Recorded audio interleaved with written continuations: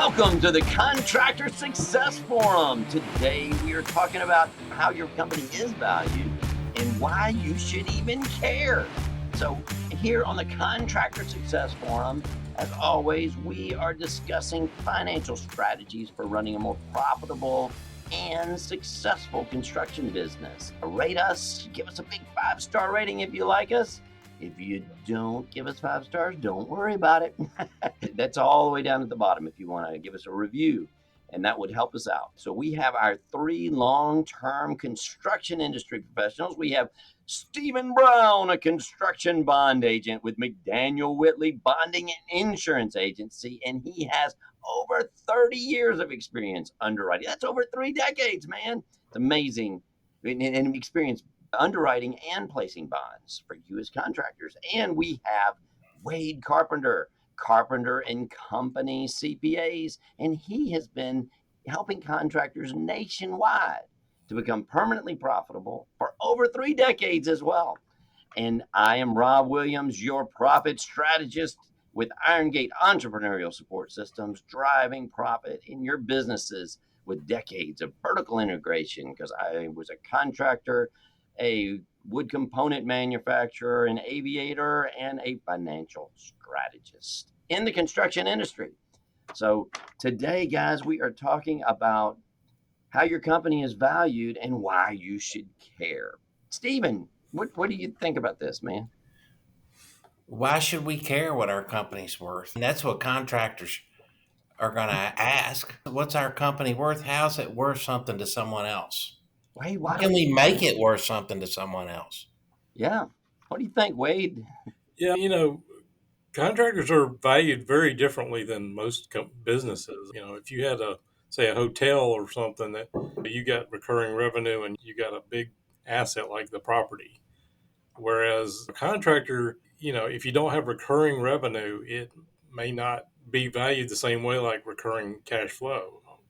You could if you had recurring customers that always had contracts with you, but in most cases, most contractors are going to be based on things like their equipment value, what they've got to sell, and what it's worth. It could be based on some technology or your specialization. I had one many years ago that had patented this fire hydrant type thing, so they had a little bit of a competitive edge. I've had other people that, they bought companies for their employees and their expertise.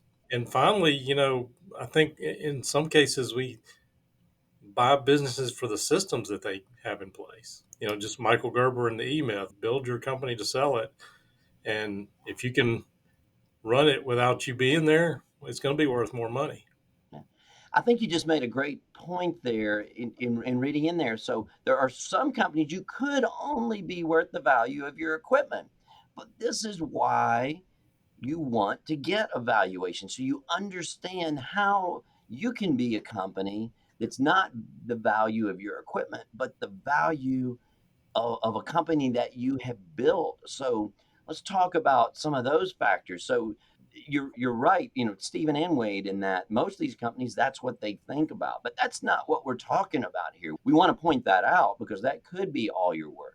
But that doesn't have to be all you're worth. And that may be one of the big reasons why evaluation is important, because we can talk about all those other factors like the stream of revenue. So maybe you can sell as a multiplier of your profit rather than just the value of your assets. Wade, do you want to address some of those points of let's kind of dive into there of the way people should look at becoming a company that is valued as a company and not their assets? Yeah, I had a contractor come to me just last week. Just called me out of the blue because he's early 60s. He's looking to retire in the next 5 years, and he has no systems. He knows he was actually pretty smart about it. It does take time to dress up a company to sell it and build the value. And if he just tried to sell it today, all he could get is probably the value of his equipment. He doesn't have recurring customers in his case. Right. And then it's the value of your equipment, depending on what the market is for equipment at the time you're going to dump your equipment on the market. It seems to me like part of this business valuation kind of ties into thinking ahead, planning ahead. What's going to make you different as a contractor? It doesn't matter what trade you're in, you can differentiate yourself and make yourself valuable. Would that be accurate? Absolutely. Yeah. And if you're doing $2 million a year, a lot of people think that maybe they can sell their company for $2 million a year. Well, maybe you've built the systems that can do that, but a lot of times you can't. But other ones say, I could scale this up in a heartbeat. It should be worth $10 million. Well, there is some truth to the fact that if you built workflows and systems that can support a $10 million company, that may be more valuable than your equipment. Yeah, that's a great point because I can remember when I was young, even like in my 20s, with some of the companies, and I was always looking at my value and the profits and just automatically plugging in a number. And I was not getting valuations. I don't think I understood how this worked. And I don't know if the purchasing process was as sophisticated back then anyway. But I was part of owners groups that would talk about some of these things, but we weren't as deliberate about it. So you really need to have, we keep saying systems, but let's talk about why those systems are important. Those systems are important because they want to know what that company is worth when you're not there. If you're selling the company and you have to work there, a lot of people just assume keep the company and work there if they're going to have to be there because they want to sell it so they can retire. So a lot of these companies are not able to work and function without the owner there. So putting the processes in there is the intent is so the company self runs. And even if you lose employees, things like that, you have all these processes and properties in there. And there are some other factors. I think, a big factor of ours is we had the ability to get neighborhoods approved and we had a good relationship in the community and we could build so many houses because we could get them through zoning and we could get them through the things and we had that history and then we had the supply chain of land available and lots. So there are a lot of different factors. So which the main thing I'm thinking about for most of our viewers is being able to run the company. And Wade, do you want to talk about sort of maybe that 4-week vacation theory? Well, yeah, we can go into that. It has a lot to do with that. If you can run your business without, like Mike McCullough's book, Clockwork, if you can take a 4-week vacation, you've got something running. I actually just had one of my clients buy a contractor in Michigan. And these guys, they had no real good accounting system. And I know I harp on the accounting system, but they had estimators. There are two different estimators. They estimated two very different ways. One of them used POs, the other one didn't, and they were just really inconsistent. And if you could walk in and duplicate what they do and they were consistent, that's when it has more value. Yeah, the processes and systems and tying all those things together where it's a machine, it's a money printing machine, Yeah. that you can get these things going. And I think you have a lot of other factors, Wade, because, didn't you were in the valuation business or were running that 10 years Right. ago that way. There are other things that go into it. I've had some that, they had a certain brand in the community. That could be worth something, but, just the employees and the way they do things where you could duplicate that is valuable. How do you measure that, Wade? If Well, you're a potential buyer, how would a potential buyer would hire someone to evaluate your business for them, or well, would you? let me put it this way. If you had two identical contractors, they both did 10 million bucks. They both had 300, I don't know, whatever, $500,000 profit every year, whatever it is. They had identical profits. But one of them had a manual that said, this is how we do billing, and this is how we do collections, and this is how we do the job costing, versus the other one that just had it all in the owner's head. If you could step into the first one with all this is how we do things here, it's going to have more value. Does that make sense? Yeah. Yeah, it does. I know before we sold our company, we had spent, I would initially say hundreds of thousands of dollars. We probably spent over $1 million if you add all of that time together, putting together all these manuals and the employee manuals and the safety manuals and all these procedures and the checklists. And this was a residential business, so we even had books of tolerance values. How much can the bump in the sheetrock be? Is it an eighth of an inch in 4 feet? And we had so many systems and processes to be similar in over 20 neighborhoods, with all these hundreds of houses. That's a big value that I didn't really see the value of it at that point, but that was a big an example of how you had a system, because it would run really well until 2009 hit us, but that's a different story. But it would run without the owners very well because of all of that time and effort. And I don't think we were putting it in place in the intent of value, but I wonder how much more value we could have gotten had that been our purpose. If we had been getting valuations and had purposes, if we had known that we were going to be selling it and made that a goal, that would have been very interesting, and how you can push those. But I think that's the big why, because if you're intentional about it, you build that value of the company, and it's going to be dramatically more than if you're not intentional about it.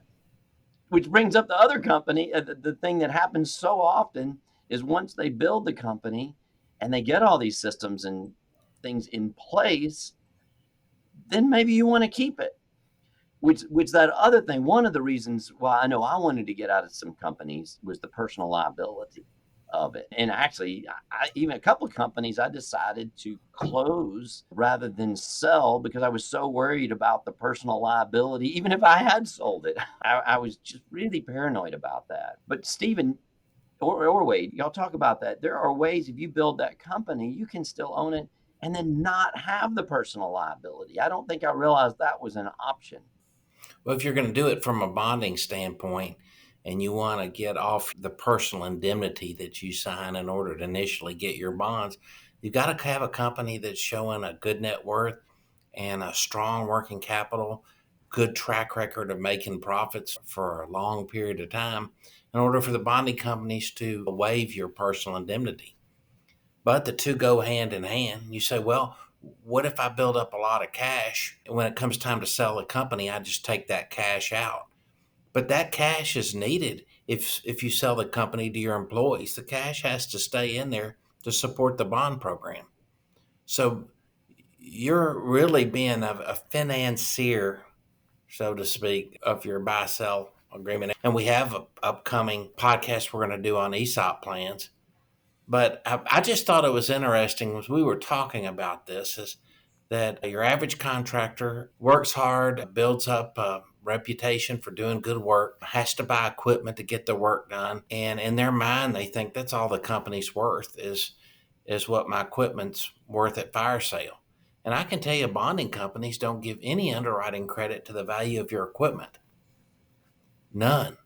Yeah. They should, shouldn't they? And if you've got $5 million worth of equipment, now in the paving underwriting for paving contractors, they do look at that because it's so equipment heavy. Your debt on your equipment is the tail that wags the dog. That's interesting.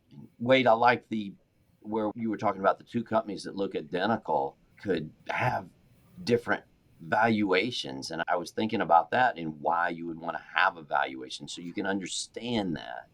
Can you address that a little bit? Well, again, there are different factors in the health of the company, going back to what Steven said. And I guess I'm going to contradict myself because, recurring profit is normally the way a normal business would be valued. But a lot of times contractors will try to expense out, go buy that F-150 on the December 27th, like we talk about all the time, Right. to run the profit out. Well, a history of profit definitely makes some impact on the valuation, because if you can't show that you can make profit, nobody's going to want to buy it. And the other factor of that is getting these systems and getting this in place takes time. You don't, snap your fingers and all the systems are working and you're magically profitable. A lot of times it takes 5 years to get you to where you are able to sell it. Yeah.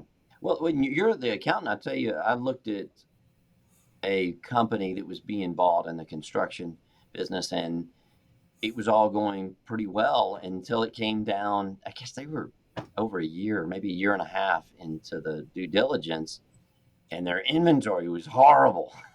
And I think some of the books, and it killed the whole deal because there's just so many different subjective factors that you've got to get all those things aligned. Yeah. And Yeah, right now inventory could be a huge part of the net worth of your company and ability to sell it. Yeah, and it wasn't the factor that they could just, okay, well, this is the new inventory. Okay, well, it was off by $200,000. Well, we'll just take 200,000 off the thing. Well, it was the whole deal was gone then because Yeah, it's they didn't the whole trust it. Didn't accuracy of it. trust the numbers. Right, right. It just made the whole systems and the value, the whole multiplier effect is, well, I was about to say it's subjective. It's sort of subjective, but there's a lot of objectivity in that subjectivity. That's confusing, isn't it? No, that makes sense. That makes sense. if you bring in, 10 professional valuators and they go to value the same company, they're probably going to come up with 10 different valuations, Oh yeah, believe it yeah, or they not. will. That's a big thing, and there are other reasons to be valued. Your buy sell. How are you valuing that in exit planning, and if it's an involuntary exit plan too, knowing what these are. If you're by yourself, it's not quite as big of a deal, but if you've got partners and stuff, it's a real big deal to exit with the exit plan and what these buy sells would be, and knowing what those values would be and having a regular interval of it, which that's a different exit planning strategy conversation. I can also mention possibly that joint ventures are a good way to develop potential relationships where you might want to buy another company and vice versa.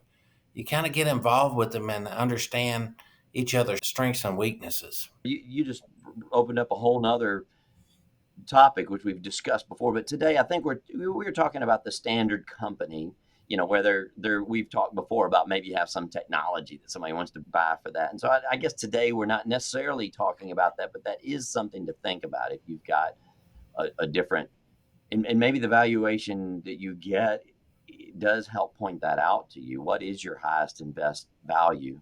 Is it your other thing? But I had a partner and he sold not based on that. He sold because of his technology. So they bought his company for his technology of his wall panel software he had developed.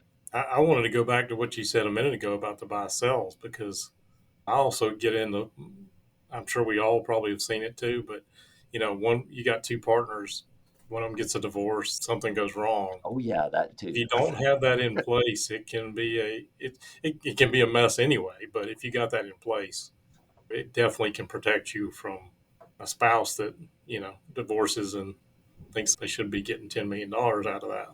Right. Yeah. There's so many factors in there. Well, there's a lot to think about here. There's a lot of variables, but I think that you should care about value in your company because you should always be striving to maximizing the value of your company and not just what you can take out of it or what taxes you can defer. The reason is because the two go hand in hand. If you're building your company to run on its own, then you're making more money. So whatever your motive is for having a company, knowing what your company's worth has value. One big thing that I kind of like to wrap it, we don't have to wrap it up right now, but the wrap up things is when you get that company and you value it and you've created something it's so valuable, then you may want to keep it. And that actually gives you more value to the company because once you see this package and somebody starts bidding, then you're like, well, wait a minute, I'm a bidder too. I think I'll just bid for myself. You don't actually buy it, but I'll just bid in terms of I'm going to keep this in retirement. I may be on the beach somewhere, but I still own this company and it runs without me. So you may be your best buyer, and that may be your thing. But you need to become the buyer and understand through that valuation what you need to be looking at. Because I've seen some companies. I don't want to get too specific because he might be listening to this, but I know with his company, he had his kids there, and it's like, okay, well, they're running it, and then I'm just going to take the income off of my kids' rent, paying me these things. I'm thinking, that kind of valuation, that's really risky. Maybe if he had done some valuations and thought about it in a more valuation formal process, he could have structured that to be a little bit more secure in his retirement. Great points there. Reminds me of one of the ones that sold that we were building up to sell. And he got these processes in place, and he was finally able to take a vacation. He could never take a vacation before, and it started running on his own and probably running better when he wasn't there, believe it or not. And he started enjoying it again because he wanted to spend time with his wife and his grandkids and stuff like that. And now he could. And so it was amazing to see the transformation. You get to that point, instead of operating your company, you become an investor in your company. So through this valuation, so how can you become an investor? Maybe I should have started this out saying that. How do you become an investor in your company rather than just operating it? So, gosh, this is such a great topic. We can go on and on about this. I know I can tell looking at you guys, you guys are listening, but our brains, we're thinking of so many different things. So that's why we hesitate sometimes, because this can go on and on, but it's something that everybody should be thinking about. And reach out to us too. Let us know what concerns and questions you have, and we'll discuss that as well as a group. Final thought from me is it doesn't happen overnight. So if you're looking to get out of your business or change the path you're on, start today. Best time to plant a tree was 20 years ago. Second best time is today. So, again, it takes probably 5 years to build a company up to sell it. And so start today. All right, great points. Well, thanks, guys. This has been the Contractor Success Forum. We have Stephen Brown, McDaniel Whitley Bonding, an insurance agency, and Wade Carpenter, Carpenter and Company CPAs. And I am Rob Williams with Iron Gate Entrepreneurial Support Systems. So like us, review us, keep listening to us, and tune in next time. See y'all.